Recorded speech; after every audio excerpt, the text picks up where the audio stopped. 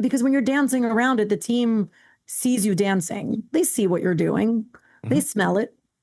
They know Oh, it. So why? Just name yeah. it. Once you lose that trust, the next thing that you're going to be talking about, people are going to be skeptical, right? They're going to be talking about it afterwards with each other. Like, you believe this? Meh.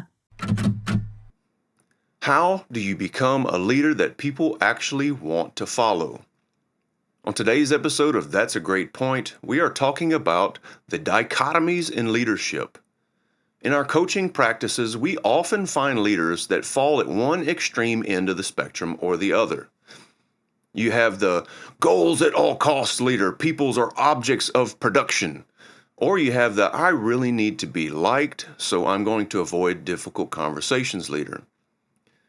You have the I'm going to pretend that everything's okay leader. Or you have the leader that overshares about their rash.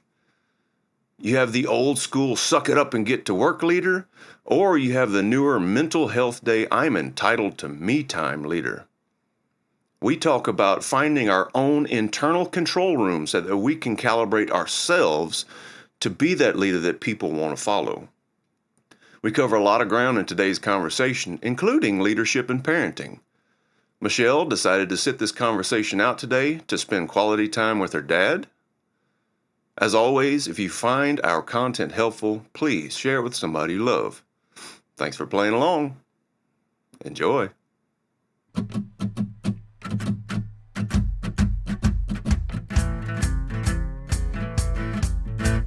Welcome to That's a Great Point, the attitude adjustment for your soul, where co-hosts Elena Doran, Michelle Albers, and Lee Smart discuss deep topics around a life well lived. Let's start the show. Okay, I have my face just nice and pretty on the screen, and I can see a whole lot of me and a little bit of you. Oh, and that's exactly the way you like it. Oh man, sometimes not so much. Guess it depends on what kind of mood I'm in. Yeah. You're like, finally, I get to stare at myself, and all is well, and all is calm. Oh wow, what were we talking about? Narcissism day? I thought we were talking about leadership. Well, funny you should say that because narcissism does show up in leadership. A Shows lot. up everywhere, of Yeah, course, right? yeah. I don't want to talk about narcissism. I Yeah, want to talk about healthy leadership. me too. Yes, amen. Let's talk about it. Okay. Yeah, Anything coming up for you immediately? yeah. I'm thinking about the differentiators between the bosses that people will follow from company to company Mm-hmm. and the kind of bosses that some of my friends, some of my clients, I mean, most people I know who have worked for the kind of leaders that they can't wait to leave and never ever come back to. They're like cautionary tales, Mm-hmm. of like, ooh, thank you for showing me what not to do.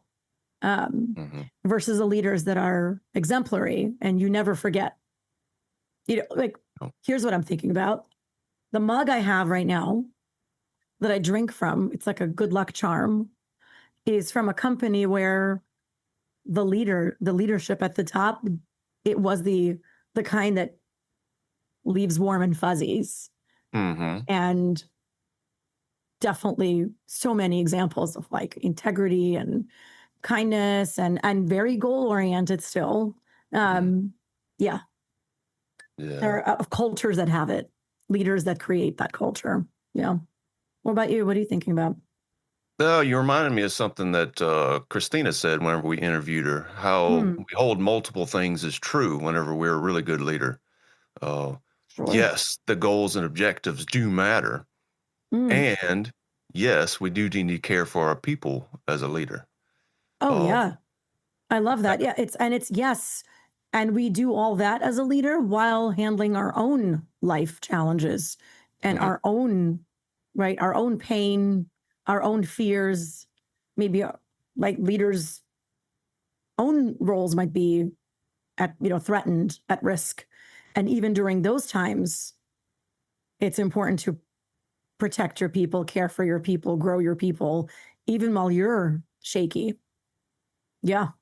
Mhm. Hold it all.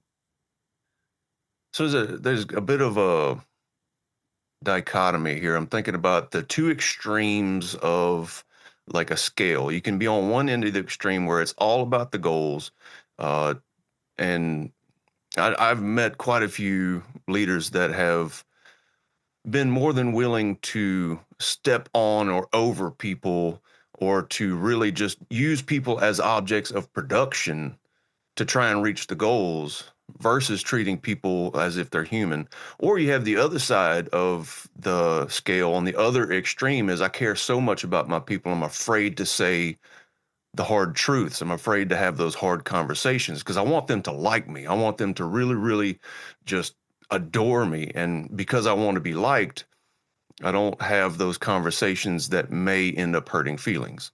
Hmm. I like there's an overdose on each end, right? And Absolutely. they're both toxic. Both ends of the spectrum are toxic. And the juicy goodness is in the middle. Yeah. It's calibrating all that's in between. Yeah.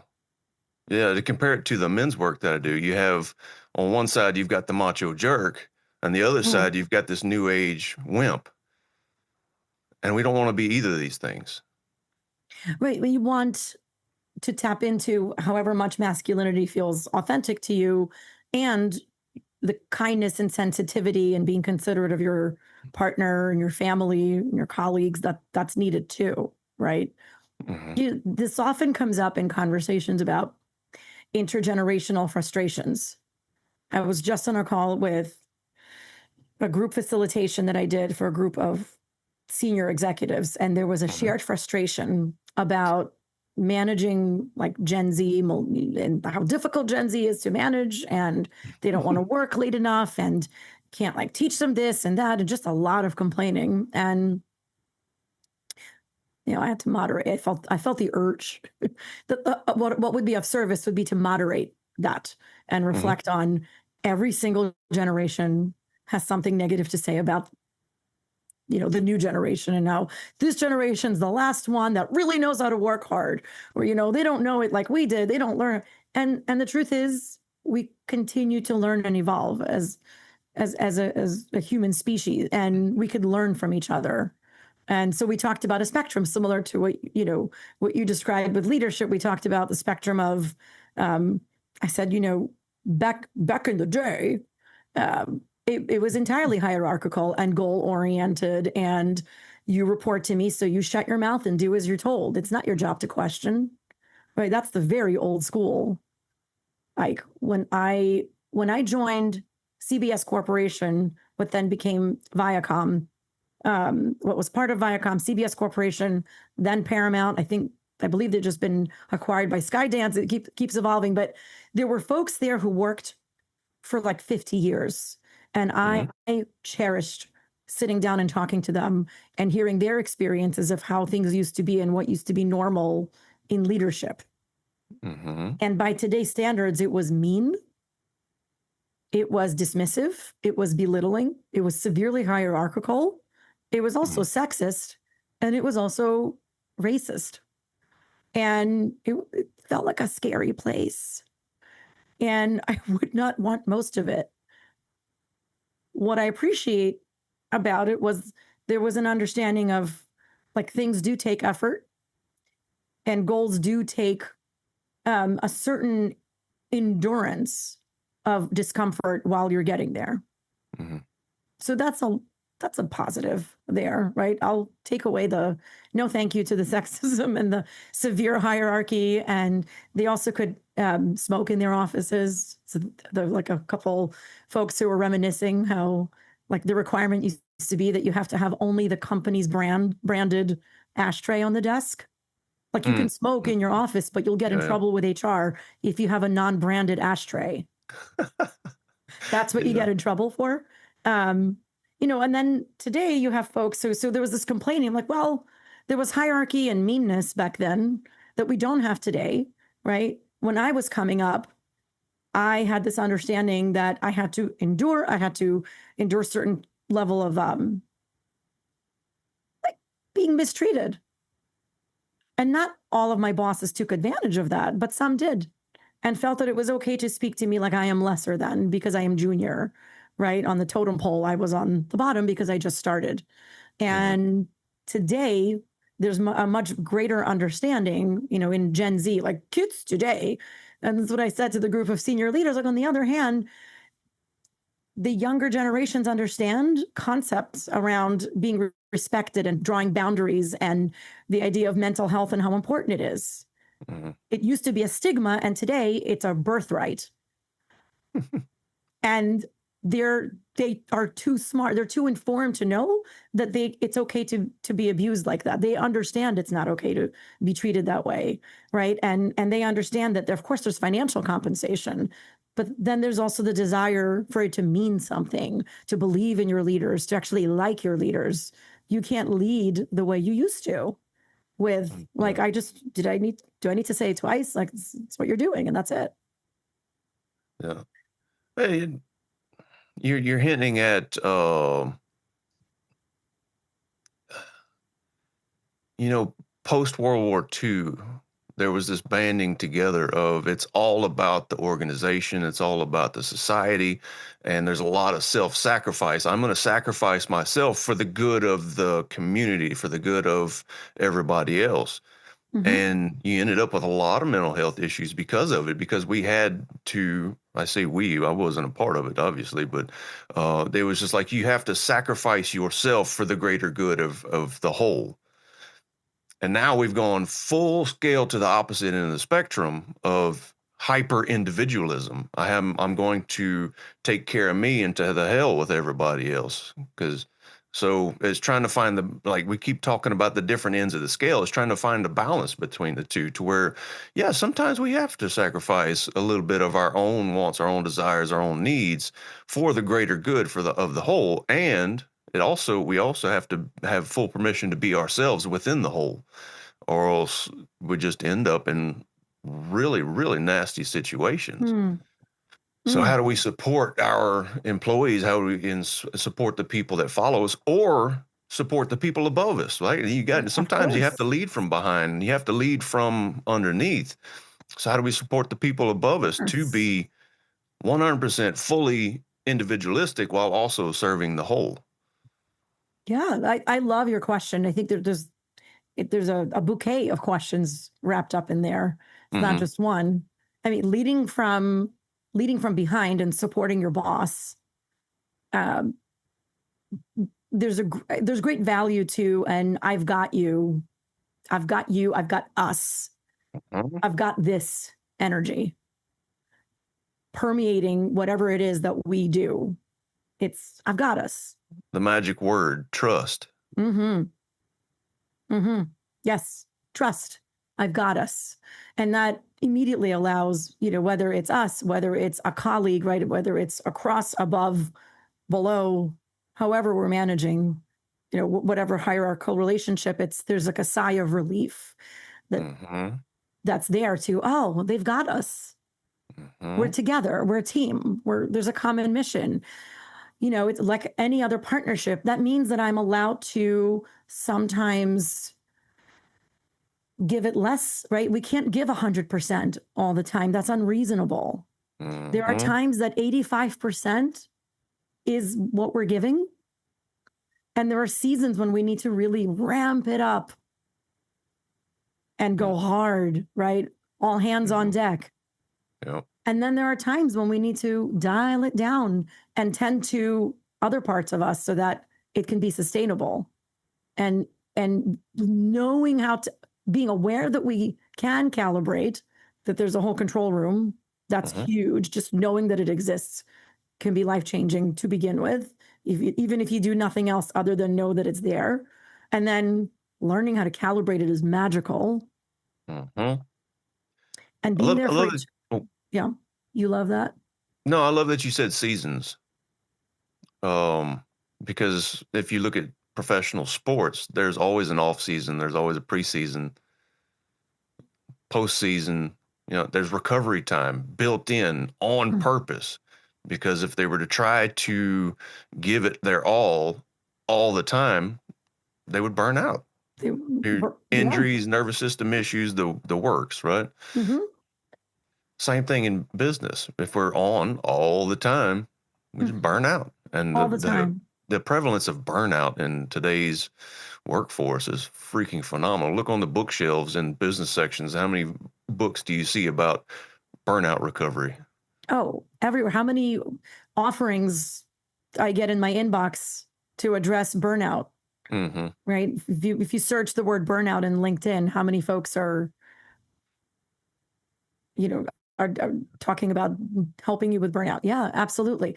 I mean, I think it was always there. I think, the risk of burnout was always there. We didn't have the language for it, and we didn't Mm-hmm. have the awareness that something else is possible, right? It used to be like, this is how it is. It's life. Like I met somebody, total serendipity. I met this lady who happens to be a neighbor of mine over the weekend. It was the coolest meeting. We're going to get coffee, like total stranger. And I only met her because I was walking with a friend and she was walking a few feet away, and a really irresponsible cyclist was whizzing by on his bike and almost knocked her down. Mm-hmm. Like he was going too fast and far too close to her and almost hit her. And I saw it and it registered, but then she turned around and made a bid with me to connect, to validate. Like, you saw that, right? Bad. And I validated and I said, yeah, you almost got hurt. Mm-hmm. That was really, really stupid. She's like, that was. And then we ran into each other and then we talked. And then it turns out that she's a finance leader. And talking about burnout, she and I both are from Eastern Europe. Yeah. And we talked about how we grew up with always being told, like, well, that's why they call it work, because work is hard and work is unpleasant, and you're not supposed to like it. It would have been called ice cream eating or hobby or fun. You call it work because it's not fun and you're not enjoying it. So, Mhm. giddy up. Yeah. And so that was the conversation. And she said, well, that's what I expect. That's what it is.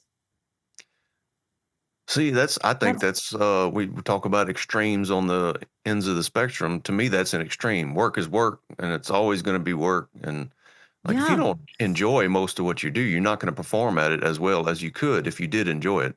Oh, yes. And if you're looking for everything to be fucking roses and daisies, then you're just gonna be uh, disengaged. As you're gonna be disappointed all the time because there is drudgery.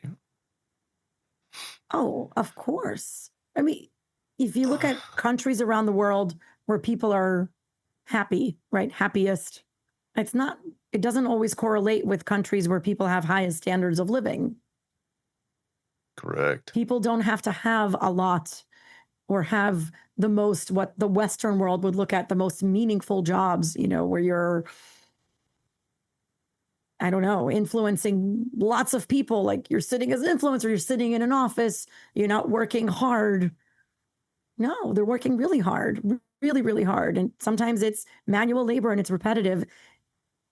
And they can have the mindset that is needed to feel fulfilled and happy Hmm. and not want for more, not always seek for more, for the next thing to satisfy that endless, like bottomless pit that we need to keep throwing, material things into. It's this like monster that's never ever full, right? Hmm. Like it needs Ozempic. Well, you start to talk about meaning.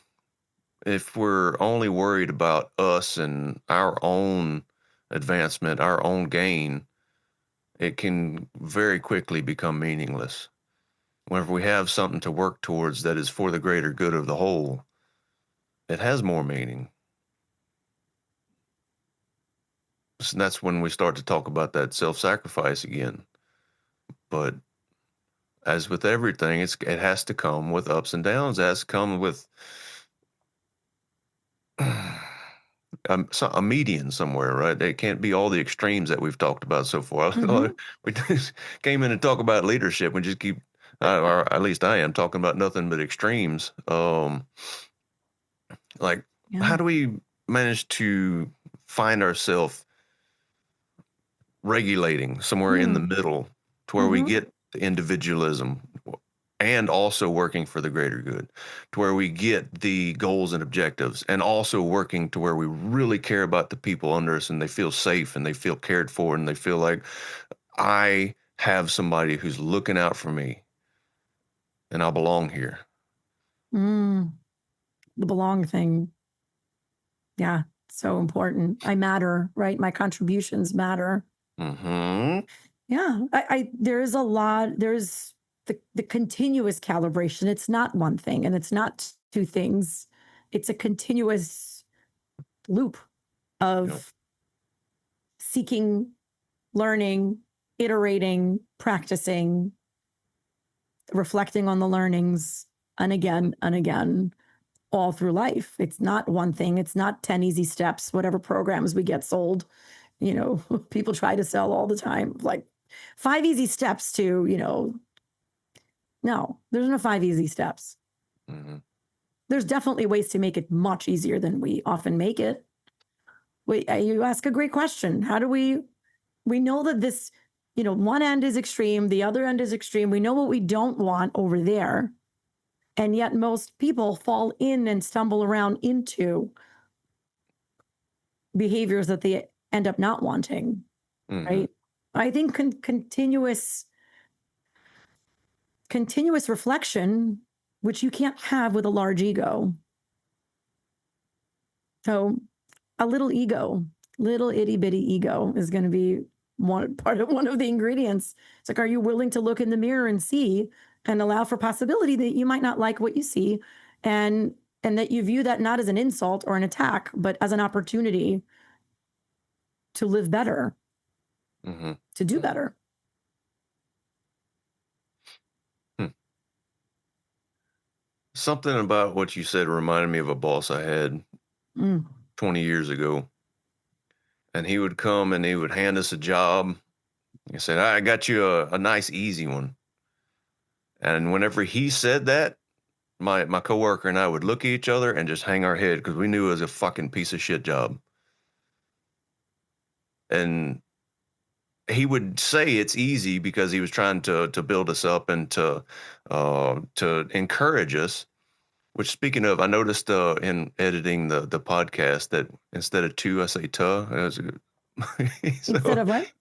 instead of two, like we're going to, I say tuh. I guess that's my southern coming out. But anyway, he would come out and he would bring in these jobs and he would say it's easy to try and encourage us to make us feel better about the jobs that we were getting. He knew they were shit. He knew they were hard jobs, but he would say they were easy. But it would demoralize us instead of build us up because it kind of felt like he just didn't really truly understand how big of a fucking pain in the ass this job was. And that demoralization made me want to not really even try. Mm. Mm. Versus, I think if he would have said, I've got you a really tough one right now. I know it's going to suck, and I really appreciate you for taking care of this for me. That would have somehow in my head, me being the rebel that I am, it's going to be different with every person, but me being the rebel that I am, I would have went, oh, it's hard, huh? Watch me.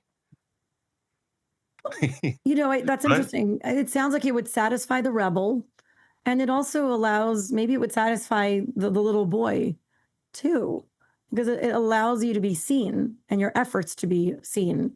Like, you're Exactly. going to work hard. I see you.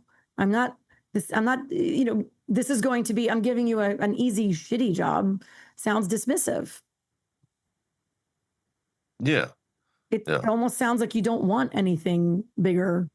So I'm just going to keep feeding you the smaller stuff, right? Or I don't think you're capable of bigger, so I'm going to keep feeding you the easier stuff. Neither one of those feel good or fulfilling. No, I think I misspoke a little bit.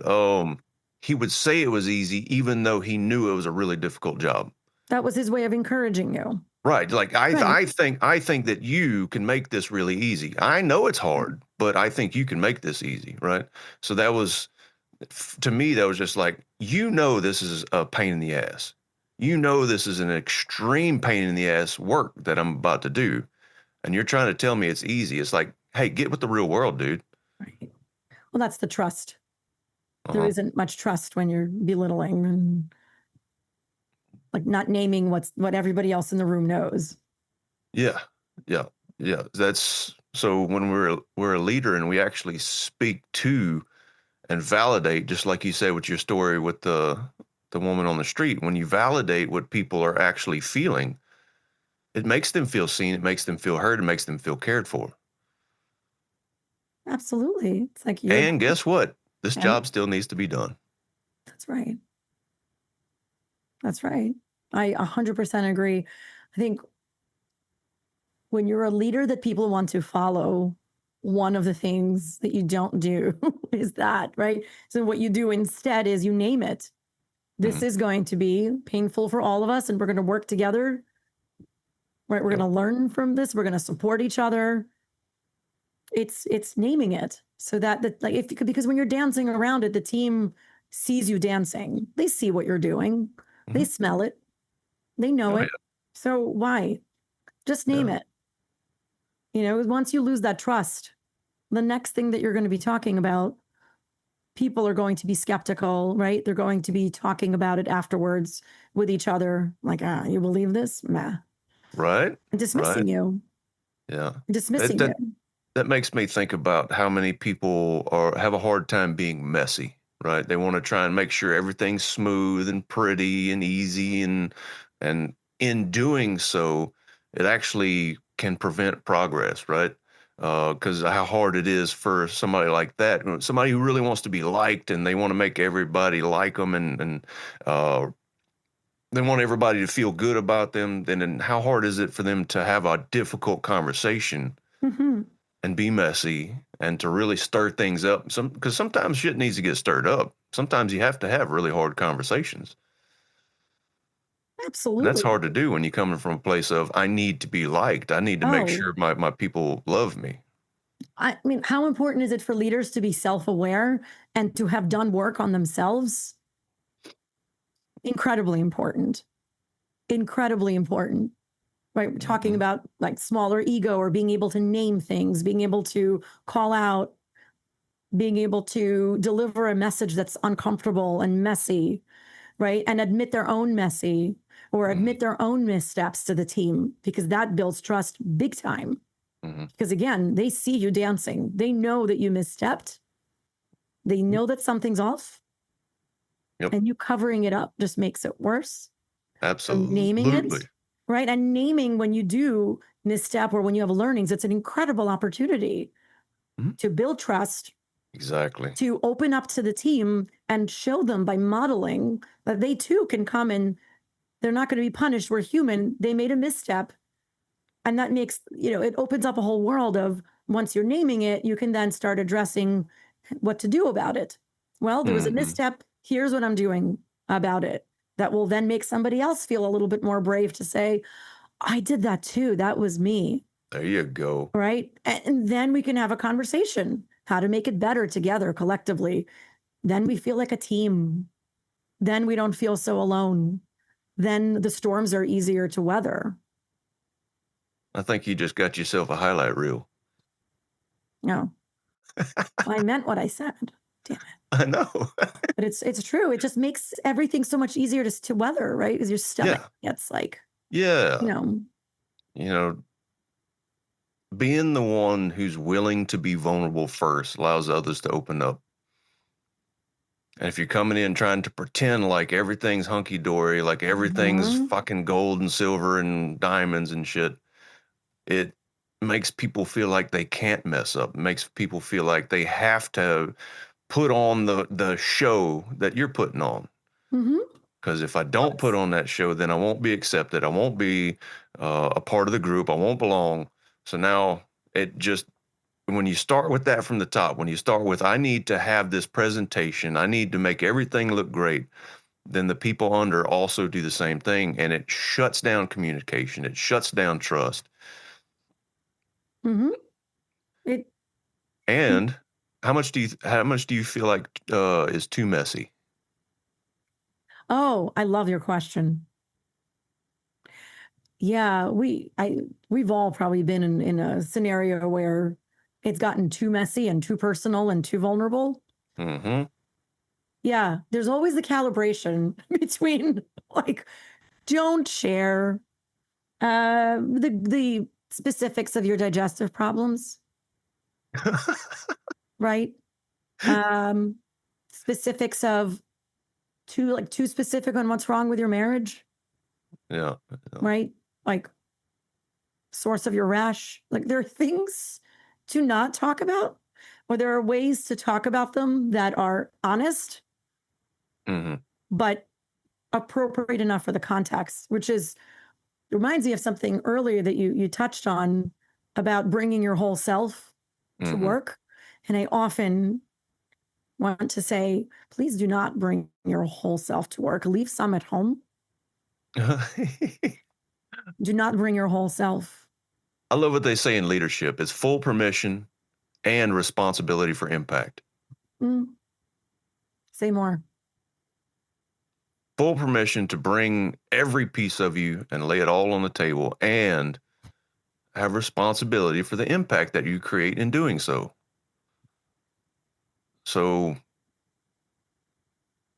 going up and having a team meeting and then talking about your rash, as you so eloquently put it, probably not the impact you want to create as a leader. Wait, so that's yes. So that's a don't in my book. Mhm. It's a don't. I mean, it's enough to say I'm struggling with I'm addressing some health issues. Mhm, mhm. And also, if you have somebody on your team that knows how to take care of said problem, being having that one-on-one conversation, "Hey, I think you may be able to help with this. Would you be up for that?" And having that conversation then creates like, "Oh, they're leaning into me. They need my help. Now I feel important." And at the end of the day, we all just really do want to feel important, like we matter. What we're doing means something. Always, always, and companies are always working on culture, right? Culture and employee experience. And cheese sticks and yogurt in the pantry, like having delicious, yummy snacks for employees is nice. But in the end, what they care most about, it's not going to be the ping pong, it's not going to be the darts. They want to feel like they mattered, like we all do, not they. We are they. Right.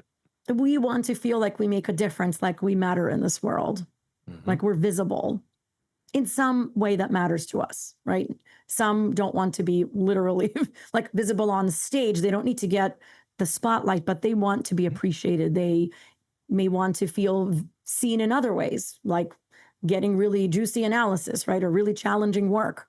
That's a way that that's really meaningful for them and feels fulfilling, right? Some folks want that and they want to get the microphone. Yeah. So meeting people where they are, Yep. You just right? reminded me of one of the challenges I went through as a parent.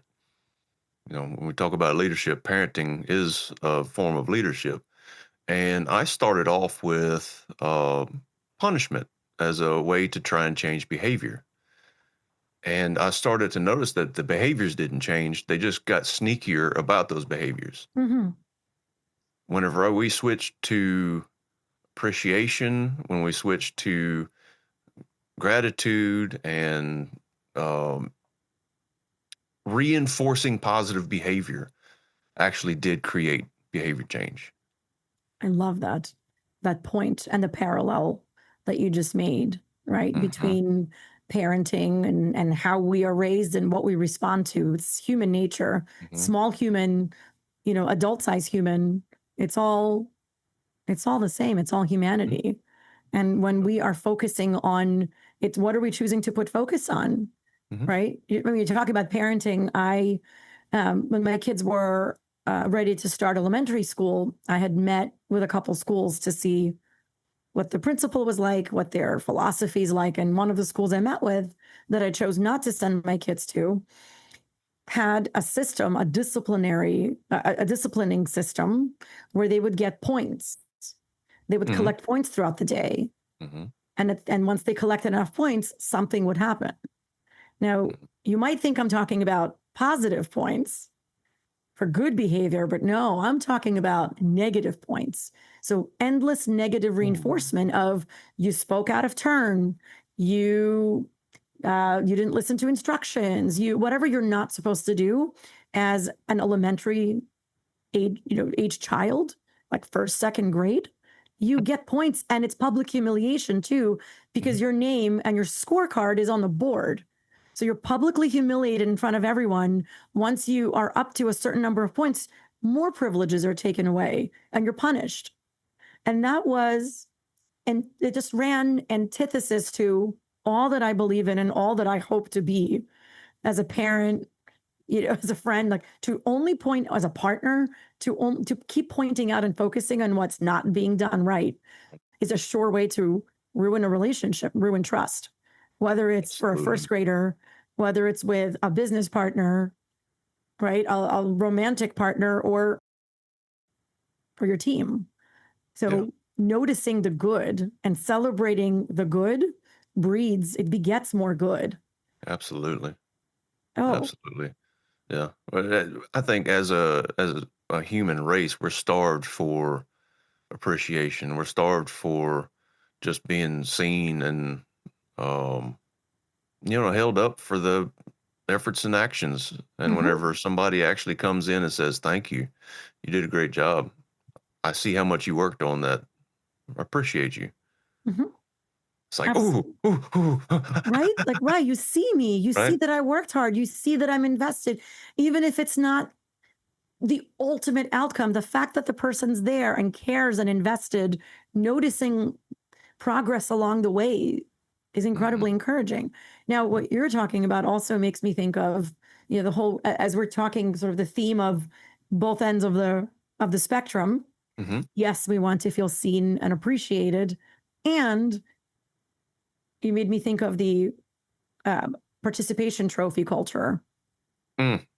Yeah. that we've leaned into way too heavily, where there's a fear of delivering the message of you're not number one, you're not number two, you're not number three, you don't get a trophy. Hmm. So there's that calibration. That's the word that keeps coming up for me here is like you didn't win it, and I saw how hard you tried, and I see how much progress you've made since last season. Look at what you've done. Keep going. Do you Mm. get the trophy? No, you don't. That's for right gold, silver, bronze. You're none of those. Yep. But boy, you came so much closer this time. Look at what you're doing. Hmm. Look at how committed you are, right? Look at how hard you work. Look at how much you're learning. There's a lot that you could say, right? And Yeah. it's true and it's encouraging. And it's still true that no, you're not the winner. You're not. So you don't get a trophy. Yep. That's a big one. Good Lord. Good There's Lord. one other thing I want to say before I feel like it's time to wrap up. I'm actually curious. So before I say it, we covered a lot of ground today, but we did so a little bit shallow. So Mm. anybody still listening, if you want us to go deeper on any of these topics, say so in the comments. We'd be happy to record another session. And one of the things so going into what my final closing thought, as a leader, we can force people to follow or we can let them follow. And whenever we have people that want to follow, that really want to, that enjoy following, that they that's my person, that's my leader. That is who I am wanting to follow because I feel like they not only have a great vision, but they also care about me and they've got my back. So I'm going to do whatever it takes to lift that person up, because they go up, I come up with them. That versus get it done. It's all about the goals. I'm going to force you to do all this stuff. That's completely different style of leadership, and it works to a point. If you really want to make it to the top, you let your people follow you. You become somebody they want to follow, and that is the magic. I love it. I love it. And I love the idea that you raised on if folks who are tuning in, if there are specific topics, I would love for them to suggest it in the comments, and then we'll go ahead and take a deeper dive into the specifics. It's very much like you said, it's such a broad topic, and it's juicy, and there's so much to cover. And there's a lot there. If I think about the one thing over and over that shows up for me about leadership, it always starts within. Every single time. You go inward in order to go outward and lead others. Absolutely. How are you leading yourself?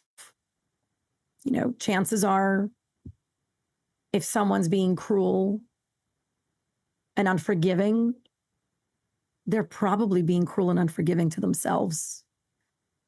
There are probably parts of them that are screaming for help, and they just never looked at those parts. Yep. Every single time, leadership starts first within. Yeah. I love that. So I've mentioned it a few times. I'm in this 10-month intensive leadership program. There's 4 retreats. The first retreat, a week long, it's all about the leader within. Has to be. All about the leader within. Has to be. I mean, I love CTI so much. I love CTI curriculum. It's been years, since we were in training together. And I continue to feel so grateful for choosing CTI, Coactive Training Institute, as opposed to a number of other places I considered, specifically because of a holistic approach. A holistic approach that's so very effective, because it doesn't just focus on the execution and the doing. The being is such an integral part. If you don't look at the being and only look at the doing, then I wouldn't have needed to take all of this work. I would have just continued doing what I was doing. I was pretty darn good at doing. It's the being. It's really a beautiful institution. Oh, absolutely. Yeah. And everything you do improves when you focus on who you're being while you do it. The results you get, the feelings that you get about yourself whenever you do. You just keep on going with that shit. Anyway, this is fun. And I want to say I appreciate you. I appreciate you. All right, y'all. Love you. Bye-bye. Thank you for listening to That's a Great Point with Elena Doran, Michelle Albers, and Lee Smart. To find out more about how we can serve you, check out our links in the show description. Thanks for playing along.